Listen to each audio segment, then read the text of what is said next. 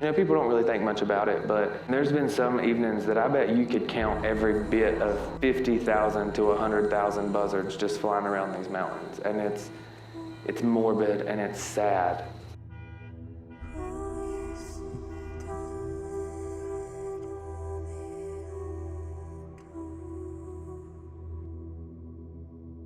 I feel really unlucky, but just at the same time so lucky.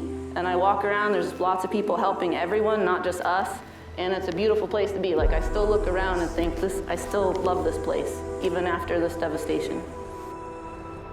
And through this whole thing, we're seeing the community come together, you know, within hours. Local people that happen to own machines were out fixing roads, trying to get driveways ready, checking on all the neighbors. What do you need? Who's got water? Who doesn't have water? Are there medications? The National Guard informed a lady that her whole family had perished in the floods.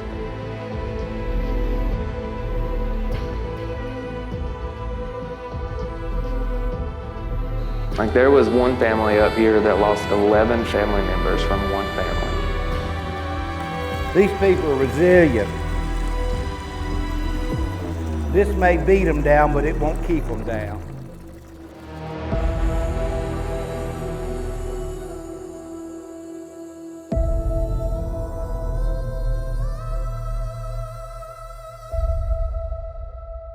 By early morning September 27th, the raging floodwaters were already reaching into families' homes in Burnsville, North Carolina, nearly 40 miles northwest of Asheville.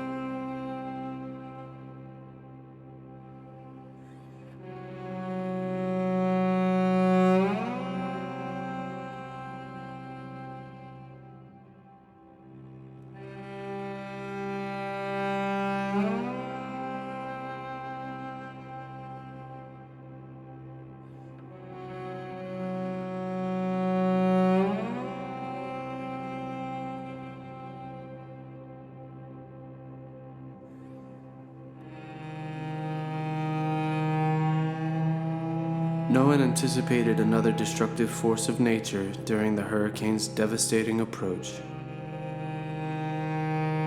Tornadoes. This was on that over there. And it broke it. It twisted it so many times. I didn't cut this. This is the way it was.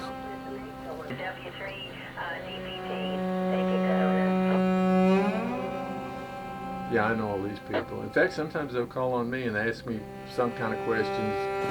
When the phone rang, it was, that's what I got from the white Ford truck, 4-wheel drive. That's all I've found. I don't know where it's at. Probably in Earl. What's the worst that you've seen, if you had to highlight the worst part of what you've seen from Helene so far? People looting. But some guy came by day before yesterday and tried to buy some of this man's stuff and offered me $40. I thought that was rather unique because that's what Judas was offered. One thing you can see the clear cutness. Mm-hmm. But I have seen 100 to 1 of generosity of people coming in from other places, like you guys, coming in, bringing supplies and wanting to help.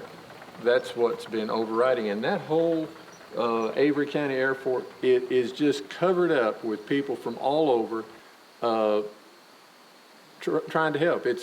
There is government presence, true, and they're doing all they can, but the biggest thing is community coming together, people coming together, good people trying to help people. But this is the Avery County Airport. This is the kahuna talking right now. Kahuna. He's the one that sends out all the helicopters and airplanes. All right, pictures up. All right. Mic test? Mic test, check. That's about as loud as it's gonna get. I think so. Okay. I don't know. I'll try not to get too loud. All right. And I'll start with, okay, so if you don't mind introducing yourself and who you are. Sure. So I'm David Collins. My name is Camille Collins. Hello, my name is Jonathan Collins. My name is Nan Collins. I'm the mother of David and Jonathan Collins. We live here in Burnsville, North Carolina. I'm a power line designer, but we've been trying to start up a family farm here, do beekeeping and gardening and starting an orchard and raising kids and the whole kit and caboodle. My vision for this property was all about bringing children, after we develop it for our family, the children would come from all over the world to hike the trails, to plant some seeds, to reap the flowers and the vegetables and fruit that we grow, to learn how to build a fire, to have fun playing in the tree houses we're going to build. So my family, my wife, myself, and my 2 kids had built a school bus, converted bus, and took a couple years traveling around the country and hit all the spots that we thought we might want to live. We checked them all out. And we'd been based in North Carolina before that, and after hitting from here to the West Coast to up to Canada and back, North Carolina and these mountains were still the place that called to us the most. And when properties were coming up available, we were looking for places to put down roots and homestead. This is where we ended up. That was what hit me the most, is learning that this bus that we spent years traveling in with our children across the US was just gone. Like, I just lost it after that. I just couldn't believe it, especially because we kept saying, you know, our bus is completely off grid. We have solar panels, we have big water supply, big tanks. We just kept saying, if we can just get back to our bus, everyone will have power. We can plug in stuff. We can see what's going on. And yeah, you just don't account for your bus maybe floating away. We knew that this was a place that could sustain us in the way that we want to live, where compared to places out west, they don't get water. You know, they don't have it available all the time. Here, we're bountiful in water. And we just didn't realize how bountiful it could be in the case of this event. Well, I'm actually sitting in my garden area. Believe it or not, I had a really lush garden here. And I'm a beekeeper, so I had 6 hives, probably about here, a whole giant, big patches of sunflowers, just very lush. I had a gourd trellis that I shared a lot of food with the community. And now there's kind of an RV, and it's just nothing, really. What was it about this place that resonated the most? We've always loved the Blue Ridge and Smoky Mountains. We had visited here many times. You know, when we lived over in the Raleigh area, I had projects over here. And everything from the scenery, the people, and really the source of water, which is life-giving, but then as we've seen in this extreme weather situation, can also be life-taking. We got a knock on the door that says everyone needs to evacuate because we're getting way more water than what was expected. So we basically just got up. We have 2 kids, threw whatever we could in a bag. My kids stuffed more toys than clothes into their backpack. So we went, and we just went up the road about 10 minutes to our friend's house, and that's where we waited out the storm. But our whole family basically followed us here. So my mom, David's mom and dad and brother all live here. So my mom and David's dad went to the shelter. Me and my husband and 2 boys went to the friend's house because we have a dog. And then Jonathan and Nancy, David's mom, stayed here. So the night before the flood, we got the call around 8 or 9 or so telling us to evacuate, or suggesting we evacuate. And I decided I was gonna stay and just watch what happened. And I'm glad my mother decided to stay too, because she's been a rock star through the whole thing, helping me to keep moving instead of just watching. So that night, I went to bed watching Lord of the Rings for the last time on my laptop, and she had the night shift, so I got some good sleep. And she told me at 5 in the morning that the water wasn't above the road yet, but I should go and check it soon. So then that morning around 7, I went outside and saw the water was over the road. So I decided to knock on my mom's door. We should probably start moving vehicles further back into the holler. Parts of North Carolina remain underwater after historic and catastrophic flooding occurred over the past 48 hours. There's an RV back here, the last one called the El Presidential, that I had just remodeled and put it on site. I was staying here when we got the notice that Helene is coming. So I went ahead thinking, like the famous Tom Hanks Castaways. We'll be right back.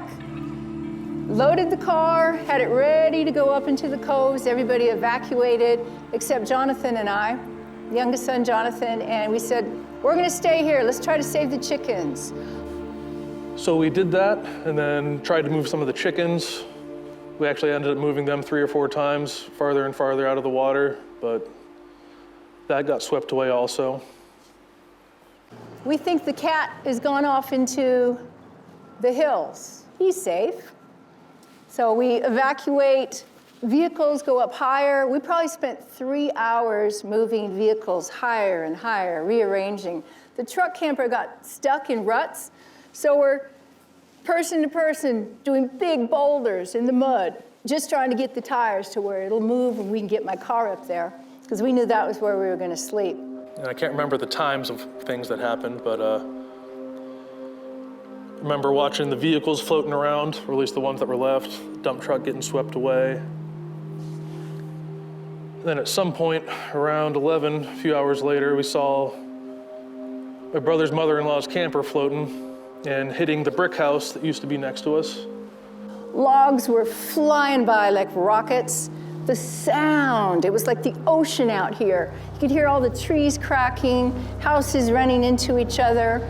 We saw the dump truck go first, and then the house over there, and then the camper, Marilyn's camper, Camille's mom, it starts going and spinning, hits the house that was there, the brick house, and I'm taking pictures, and Jonathan goes, Blanco's on the roof. And I went, oh no. I'm taking video and pictures, and then he sees it jump onto the distribution line of the house. He sees it go up the roof, the metal roof, and then just go and fall in the water. And from there, I just lost it. I thought, we're never gonna see him again. Stuff you can lose. You can't replace life. I ended up trying to run around the holler to hopefully he would make landfall or something. Then as I was approaching, the power lines fell about 10, 15 feet in front of me. So I was forced to stop and just hope for the best for him. I called his name a few times, but I didn't see any sign of him. And then I realized our friend was still in the other stone house. He was in the second story, but he ended up making it, and we got him out the next day. Soon after that, I noticed that the brick house was gone, and then I saw my camper floating away.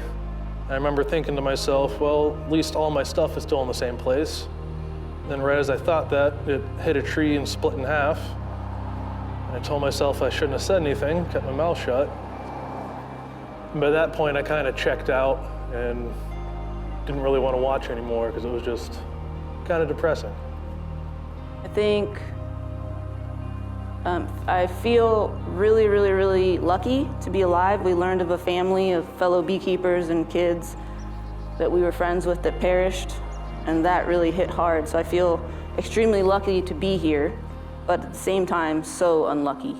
And I'm grappling with those feelings, especially because everyone has been great. We've been gifted so much stuff. And I quickly went from a backpack of strange things I packed to a camper full of mostly everything we needed within a stretch of a week. Where was the brick house that got swept away?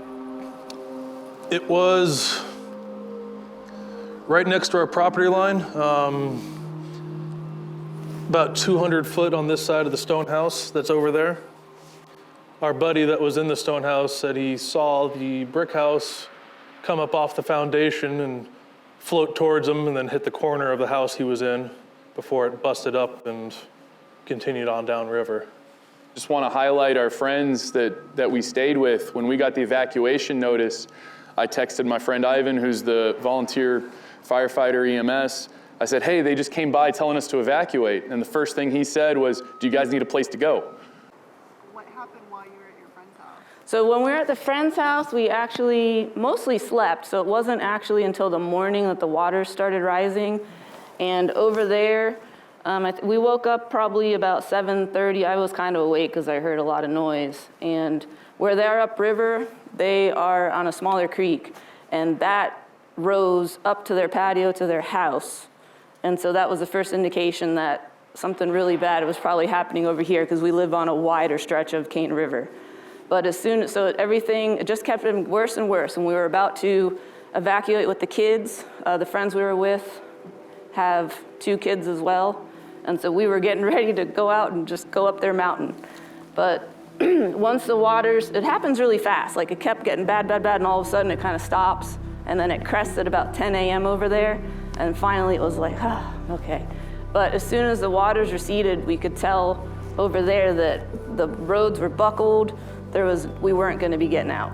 And so that's when really the fear set in, because it was like there was no communication, there's no cell signal, there's no power, and then the roads, we were stuck. So we had no idea what happened here to our family. And then finally, our friend Ivan, who is where we evacuated to, he's a volunteer firefighter EMT with the gentleman, JP, John Paul Thimbolt. Yeah, he was on CNN. He came, and those were like the first people I saw. And I know where JP lives because we always pass by their house to go see our friends. And when he told me his place was gone, which whenever I'm driving, I always see it kind of like high up, I was like, what does that mean for our place? And that's when it first kind of hit that there might not be anything here. So then we took a moment, we retreated, and I still was taking pictures and video as we watched everything flow. We probably worked up until about 1 o'clock. Everything was done by that time.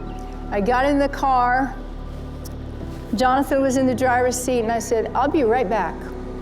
I went up about 50 feet. I was saying thank you, I was saying prayers that we were alive. And then I started doing Tai Chi Gong. The amount of rain forecasted was still way, way under what we ended up getting. They initially said 8 to 12 inches. Then it went 10 to 15 after the evacuation notice. And then after we had evacuated, they were calling for 15 to 20, and we ended up getting, after the storm was all said and done, 29 inches of rain just from Helene, and it had already been raining for 3 days. But my friend Ivan and JP, they ended up stranded down at the firehouse down in Ramseytown, and smart guys, they were able to back machinery into the firehouse, and using fire axes and a Leatherman with a saw, had to cut a hole in the roof and climb up top as the water was going up. And so they made it up there. Water was within 3 feet of the roof of that fire station. They said they were just watching houses go by. They were saying people's lives they could tell right then that this was an awful situation. And I was actually happy we had evacuated to be there with his family, because they weren't expecting him to get stuck out and not knowing where he was. And because it flooded bad where we were at too. And I think Camille mentioned we were minutes from taking the kids and the dogs and trying to go up the hill. Luckily we have a Jeep, so we waited. The bridge was their bridge actually got partially washed out, so it was unsafe for us to leave that first day. Yeah, so then it was the next day that David went out and kind of did like a little bit of reconnaissance. Went to town, met up with my mom and Emerson at the shelter because we knew where they had at least evacuated to. And that's when our neighbor, who was stuck in the second story of the stone house that's down there, the water had risen all the way to the gutter. So he was stuck up there, and he had told us that he saw all of our RVs, including our big green bus, float down the river. And then they got home, and David, we were just devastated. I couldn't believe it. I still can't believe it. It's probably gonna take 40 years for me to believe it.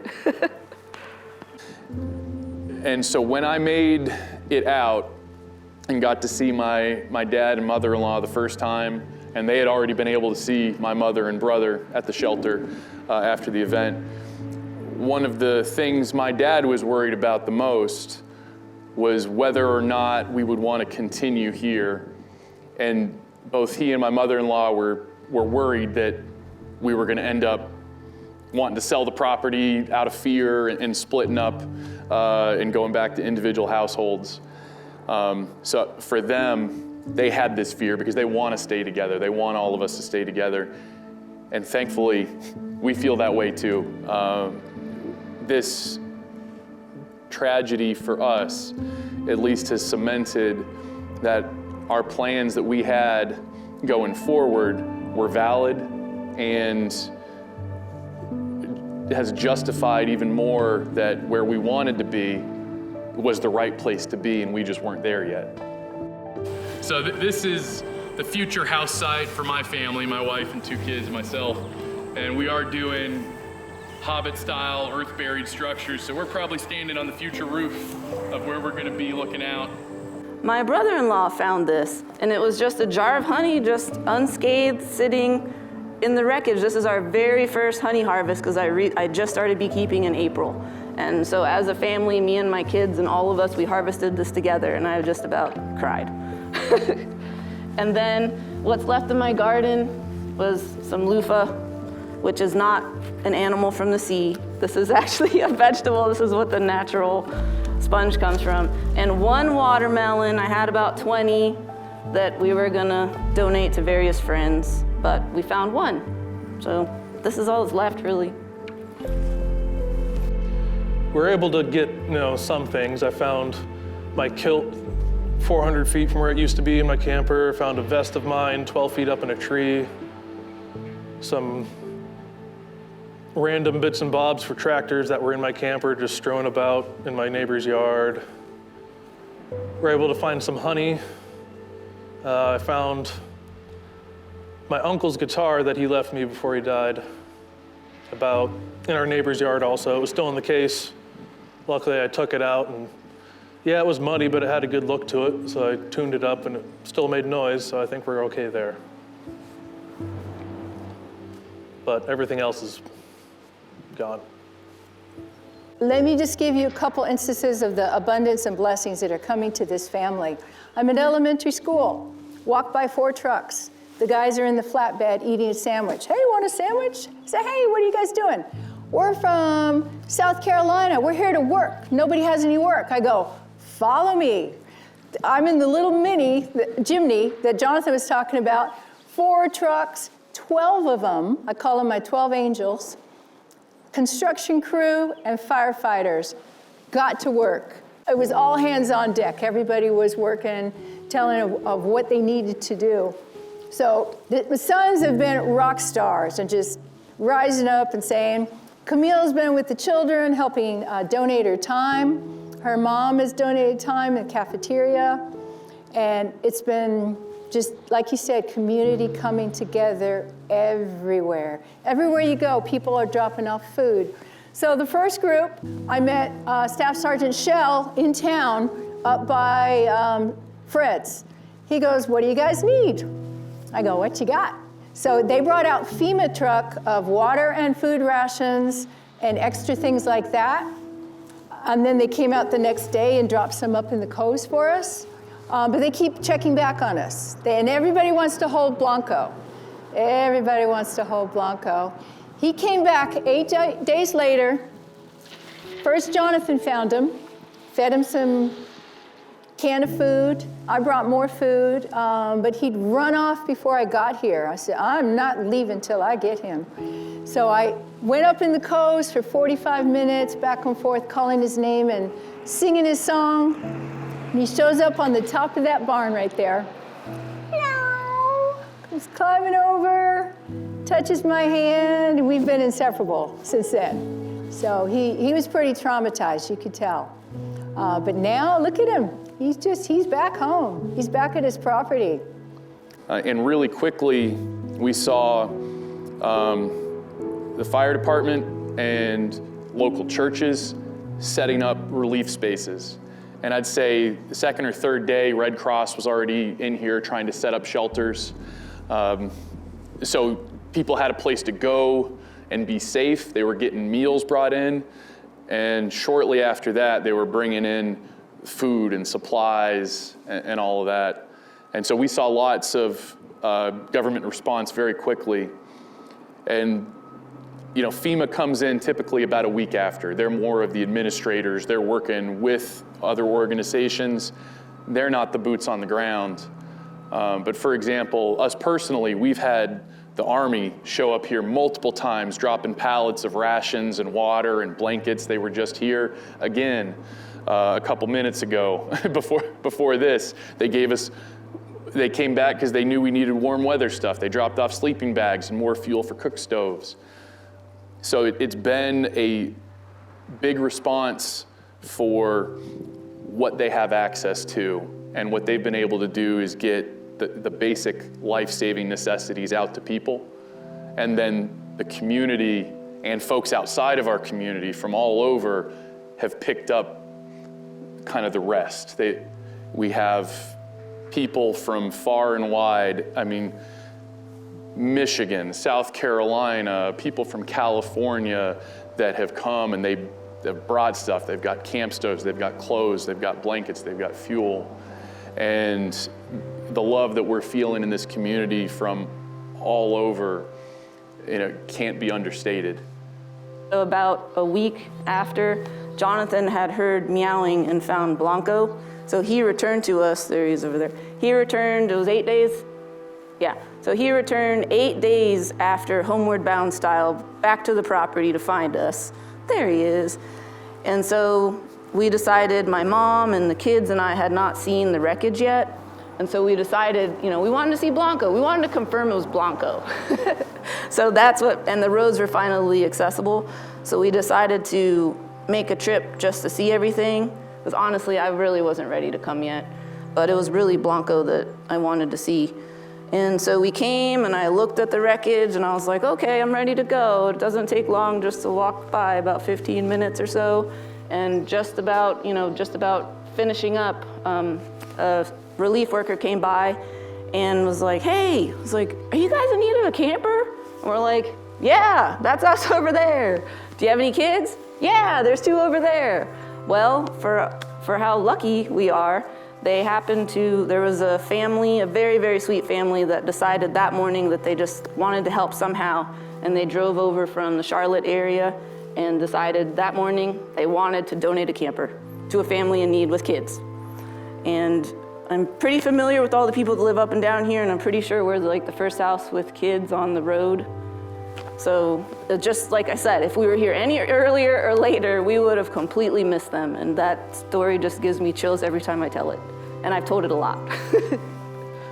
Just my brother and I standing out here, a group from South Carolina, working with a man named Joseph Emery of Emery Construction down there, showed up with a truck just full of clothes, said, hey, what do you guys need? And asked my brother specifically, and Jonathan, in typical Jonathan fashion, says, I'm not used to asking for help. But we're at the point that we were ready to take it. And they said, we got men's clothes, we got stuff your size, we got all this. And had a great interaction with those people, and they said, what else do you need? And we said, we just need to get this place cleaned up so we can do something. So the next weekend, they came back with equipment and people, 2 skid steers to make it so our driveways were passable, and and our areas where the RVs were previously sitting were flat enough so we could put new RVs back. They brought food for us to grill, so we were able to feed the whole crew that was here, and they saved us probably months of time it would have taken us with just one day of kindness. And of course, they showed up with stuff as well. They brought another generator and clothes and goods. And one of the biggest acts of kindness, I know my wife has already touched on, but we were gifted an RV by a couple that just felt compelled to bring it, and it was loaded with stuff. And they've come back twice. That Frankie and Tara brought toys for the kids, and they brought us a wood stove. So when we get something built in the winter, if we run out of fuel and propane, if there's supply problems, we could at least keep one space warm enough for our family. I cannot believe how unlucky I feel sometimes. The fact that we are here, this was a temporary thing for us. We've been traveling a long time. We settled down just last year. We've been here about a year and a half. And for something like this to happen, I feel really unlucky, but just at the same time, so lucky. And I walk around, there's lots of people helping everyone, not just us.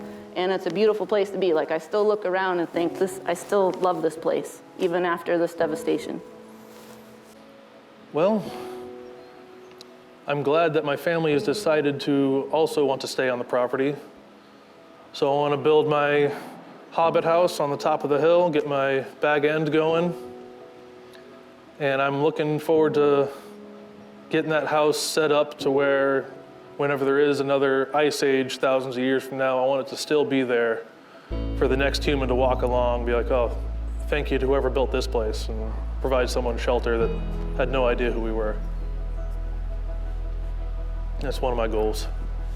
I've been asked to go teach Tai Chi Gong at the Spruce Pine Hospital for the staff, because it helps release stress and depression.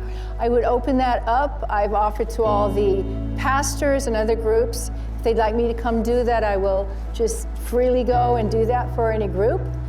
And for my beautiful family, we're all here together, kids, grandkids, and family, and we are going to rebuild Elemental Hills.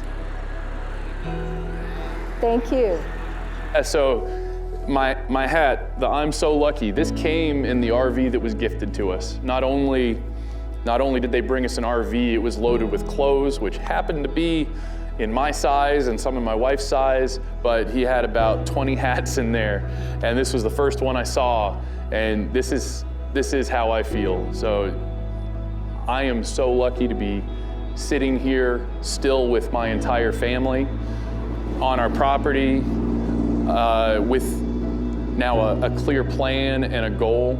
And as time rolls on here, as we get out of the immediate survival mode, we're trying to get set up to where we can also give back to the community and be lucky enough to help. As winter rolls around, there's gonna be more folks around here that need help. I mean, it's probably gonna be months before power's back down this stretch of road.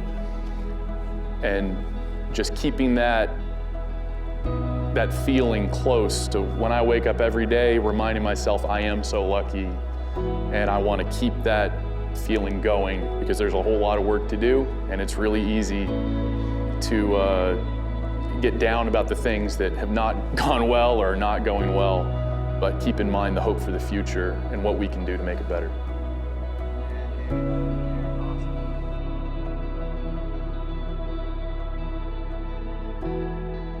While many heroes wear badges and nameplates, there are also the unsung heroes, contributing to the greater good.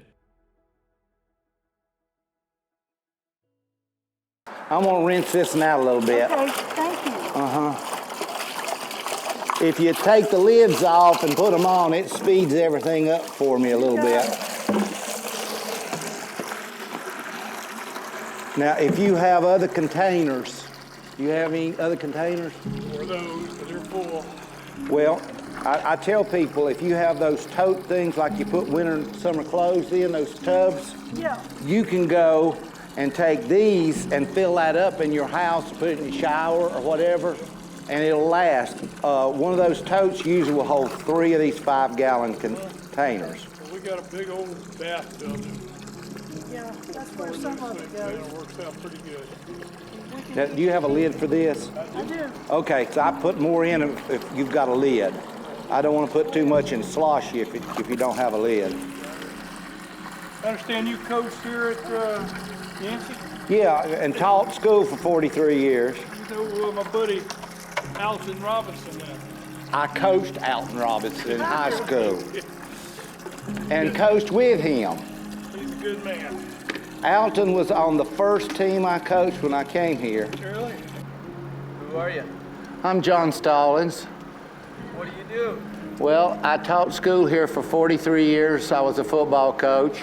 I served a term as a county commissioner here, and one term was good and it wasn't any better than I thought it was going to be and wasn't any worse, but I was wanting to do a few other things before I got too old, and I'm running for school board now because I think I need to, so this is my home, and all these kids I've taught and coached are like my children, and they act like that, and I'm honored to be here. I came here intending to stay 1 year and move on to bigger things, and that was 47 years ago.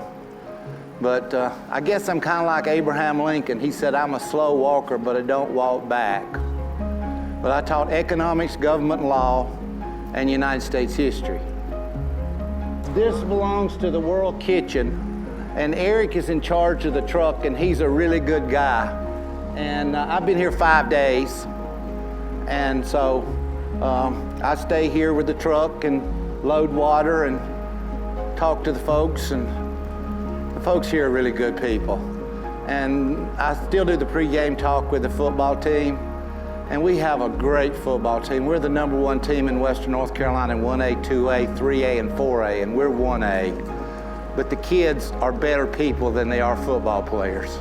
And that means so much to us in this community because they're out with their chainsaws and they're out at the fire stations and trying to do stuff for people. And that's what kind of kids we've got here.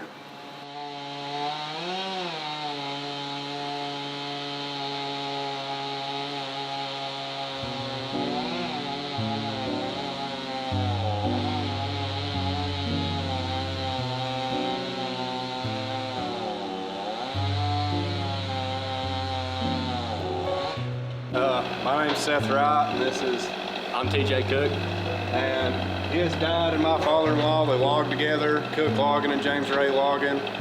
And we've just went around ever since the storm happened. I mean, like 30 minutes after the rain was slacked off and quit raining, we took the track hoe, a big skid steer, and started clearing roads back out, cutting trees, filling this bridge in. It's got these big cuts through it, and just going through some private drives and helping people get out that couldn't get out, that wanted to leave, needed to leave, you know, due to not having power for the next up to 6 months. Places have heard.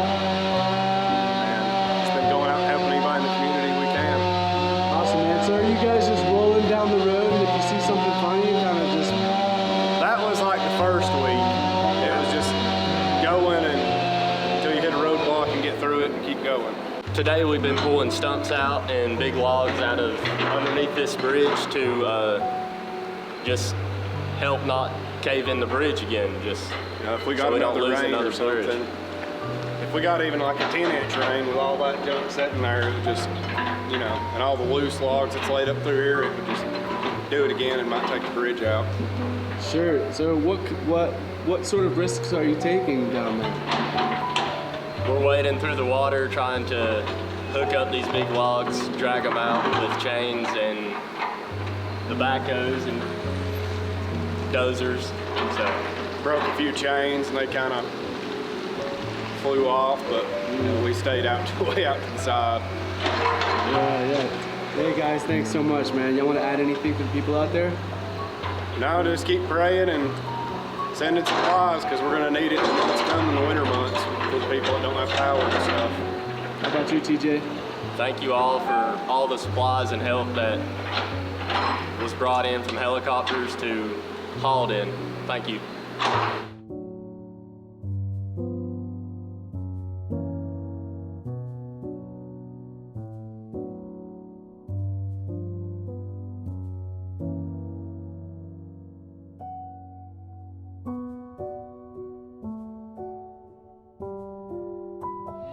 cooking for the community. We come from Mebane, North Carolina, and y'all came from Bassett, Virginia. Bassett, Virginia.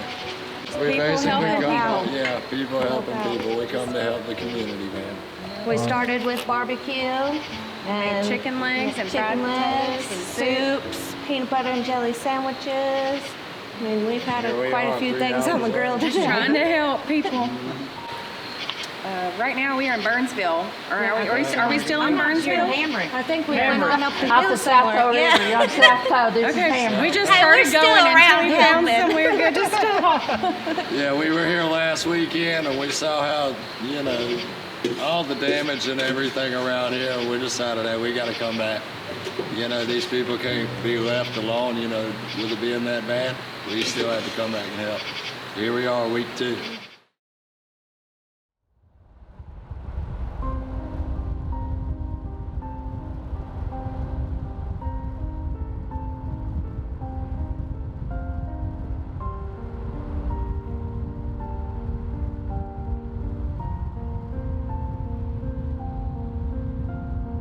Water, the thread of life so pure, a crystal stream, a soft allure. It feeds the earth, the roots below, the gentle pulse, the steady flow. Without it, death's embrace is near. The desert cries, the sky so clear. Life wilts beneath the burning sun, where it once thrived, now all is done. But oh, the force when waters rise, beneath the storm's unyielding skies. It tears through lands, a wild refrain, a flood of power, a path of pain. It shapes the earth with quiet might, in peaceful streams or raging night. A giver, taker, breath and bane, both tranquil gift and driving rain. In every drop, a story spun of birth and death, destruction, sun, the endless dance of ebb and flow, water, the life we cannot know.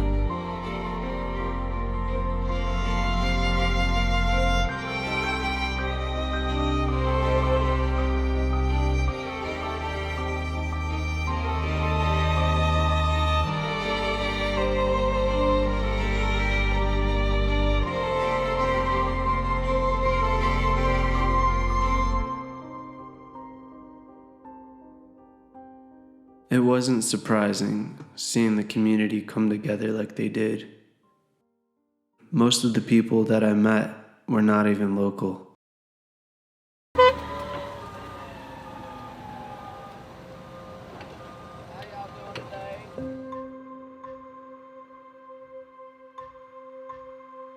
Much like many others out there that I met, they had the burning urge.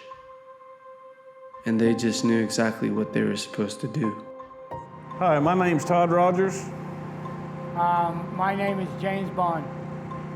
So we ended up in Burnsville because we were over in Edwardsville yesterday, and we were told a bunch of people were in need there, and we got there, and pretty much I had 100 plates of food every day, and we only gave out about 60 yesterday. So we all prayed about it. We decided last night to come here, and we gave out over 300 plates today. And while they were cooking, we unloaded a school bus, which was loaded with clothes, supplies, toys for kids, pretty much anything you name it.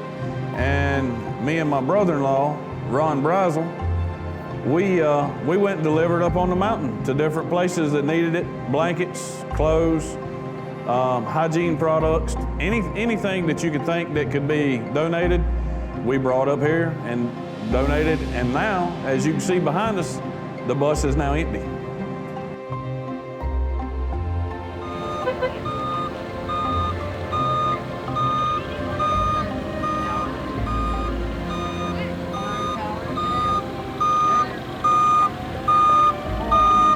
Many volunteers showed up from everywhere. No questions asked, they just showed up and put their hands on gear and did the job. There's no question if you ever get the call of what to do. So my name is Philip. I'm from Kalamazoo, Michigan. I own a tree company up there called 5 Star Professional Services, and we do tree removal and emergency tree removal. We didn't come down here for that. We came down here for the search and rescue part of it, and then just being here to protect and serve the community down here. Where you been camping out, man? We've been camping out in the Save More parking lot, the grocery store right behind us. We have Wyatt from, he actually owns a tree company too. He's from the Appalachian Coalition. We've been hanging out with him. Him and his team have taken really good care of us. So they're not only taking care of the community that is in need of help, but also the volunteers that are coming in. So he's cooked us breakfast, cooked us dinner, you know, asked if we needed anything. We were sleeping in a tent with sleeping bags. He offered us to sleep in the camper. My name is Wyatt Bumgarner. I go by GW or G-Dub. I own a tree removal company in Granite Falls, North Carolina. I own a performance horse training and trading company, and I own a salon. So a little bit of everything. So I'm in Burnsville, North Carolina. I've recently been appointed a chairman of the Appalachian Disaster Coalition. I'm up here because I got a phone call from a friend in need. So I answered the call and got here as fast as I could. I've been doing a little bit of everything. Last Tuesday it started out as like search and rescue, and then it turned into rescuing horses off the mountains and taking them to temporary housing. And then it went to supply drops on 4-wheelers and ATVs. And then from that, I was appointed the head up, or whatever you want to call, of the livestock supplies and grain distribution, hay, everything like that in Burnsville, Yancey County, Mitchell County, Ash, the surrounding places. So since then, I have had about 64 ton of hay brought in and about 30 ton of grain brought in the last week from all over the country, from Texas, Wyoming, everywhere. It's been incredible.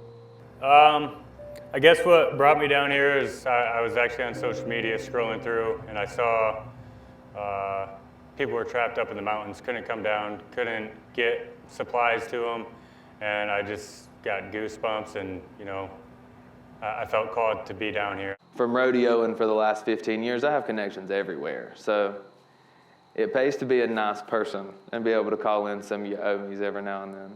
When you make those calls and within 10 or 15 minutes, you can have a helicopter there ready to do whatever, you know, it's really incredible, you know, to just be able to pick up the phone, you know, and be able to count on your neighbor or your brother or somebody even hours away that you've never met, but they just want to help. And, you know, and you really don't know how well connected you are until a disaster like this hits. Is this your first relief mission? No, we went and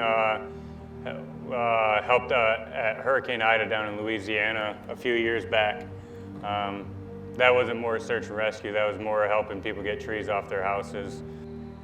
My faith in God is, it can't get any more restored than what it is. You know what I mean? To have all of these God-fearing country folk from everywhere, you know, all over the country coming in just to help any way that they can. Like they might come here with ATVs and 4-wheelers and chainsaws planning to cut their way into whatever, cutting trails out, and then they end up over here in the parking lot sorting clothes. You know, it's just, coming to help and to be the hands and feet of Jesus in whatever situation is needed. And it's incredible. It is incredible.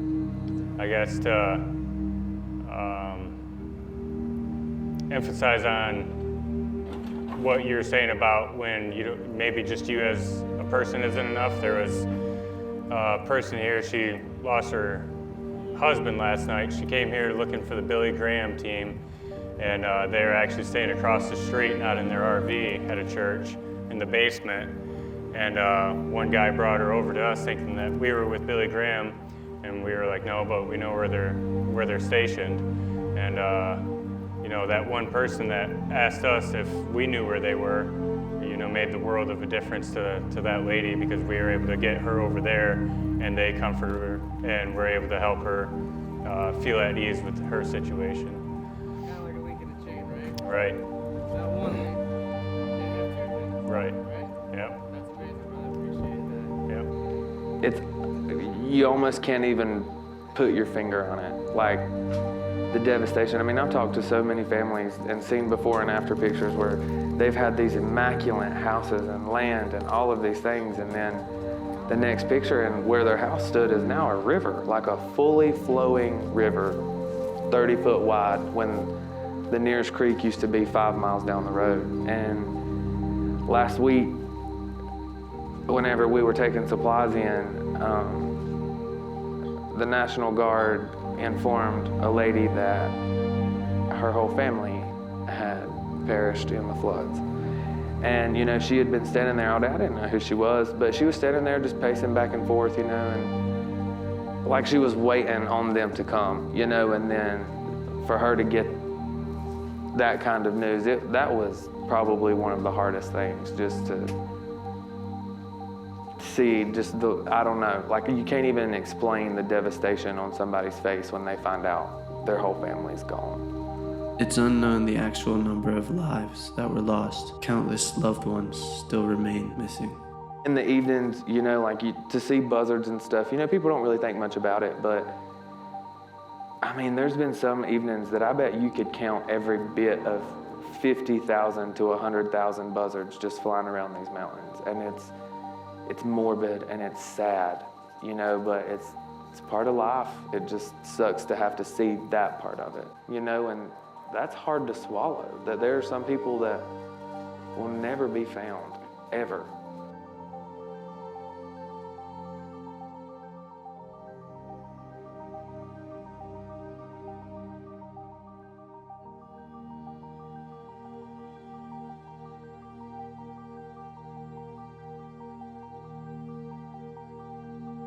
It's a harsh reality that some families may never find the closure or recover the remains of their loved ones.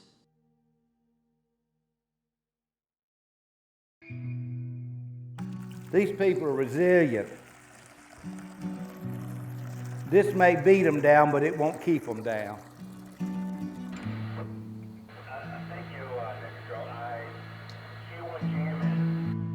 When you meet people, think the best when you meet people, because you never know where you're going to find friends.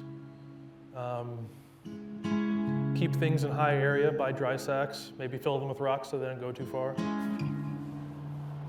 But just be kind to others, because that's what really is the best way for everyone to get together and make it through as a race of humans.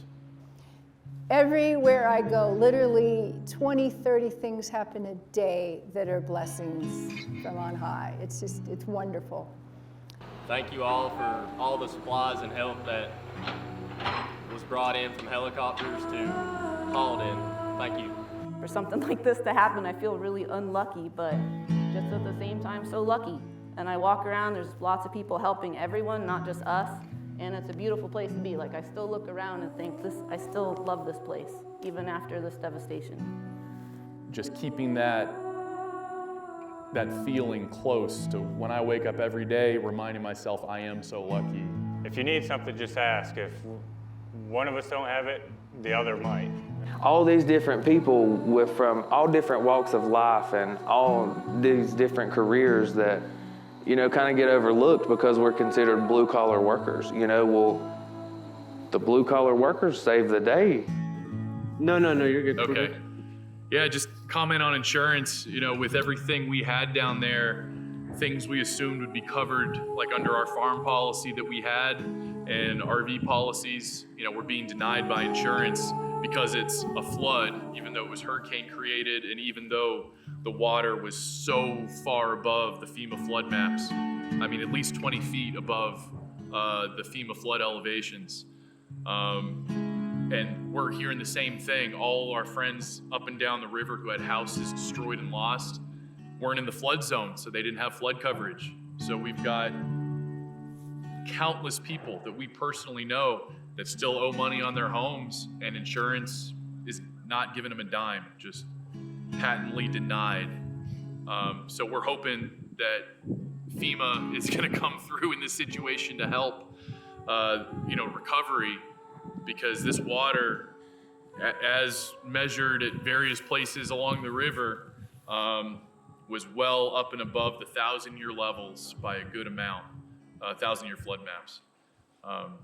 So it's going to be challenging around here because resources that folks thought they could rely on from insurance just don't exist. Thanks for sharing that, man.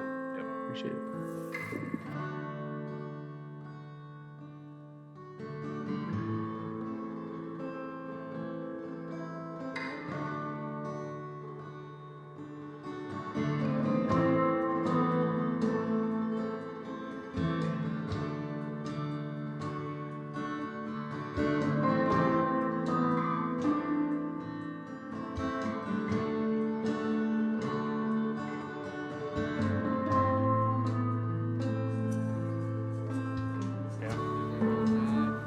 No, it's just, if you guys are watching this and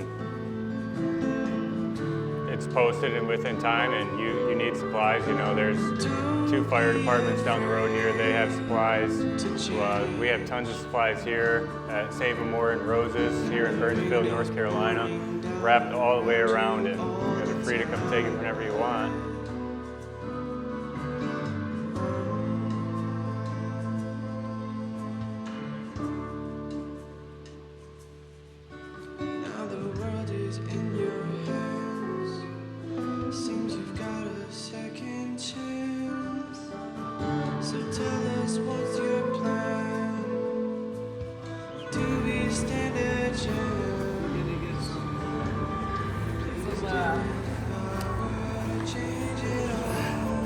Production credits.